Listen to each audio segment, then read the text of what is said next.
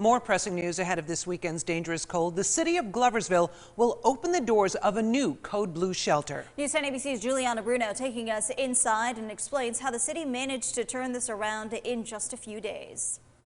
As temperatures are expected to be bitter cold this weekend, the city of Gloversville leasing this building on 3rd Ave for the homeless to take shelter overnight. Actually, the papers were just signed this morning. And just in time. Mayor Vince DeSantis says the city had been looking for a homeless shelter site since the fall, but ran into roadblocks associated with cost and operating expenses. He says it wasn't until this Tuesday that he found this former VFW building. We knew that the weather was cold out there. We wanted to provide this service to the community, especially to people who, really were in desperate need of shelter.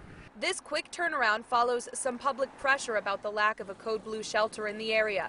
The Center of Hope on Bleecker Street shared frustrations with News 10 earlier this week over the fact that they have an empty Code Blue shelter they can't run because the city shut them down over commercial zoning restrictions.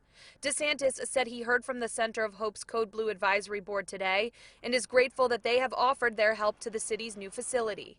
I was convinced from the outset that we could provide these services in a place and in a way that didn't fly in the face of the other goals of the city, the economic development goals, the downtown revitalization goals, and those types of things. In a statement today, the Center of Hope expressed gratitude to the leadership of Gloversville for not only acknowledging the homeless population, but putting together a temporary fix, adding, quote, "We wish nothing but the best for the city in this endeavor and hope that through this shelter, many of those in need can find help." And they say they will continue to seek other ways they can help those in need in Gloversville. Volunteers set up the shelter today and supplies were donated by the Fulton County Emergency Services.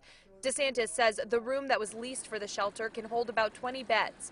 The city is putting $170,000 of federal funding toward purchasing the whole building to eventually use for other city activities. Reporting in Gloversville, Juliana Bruno, News 10 ABC.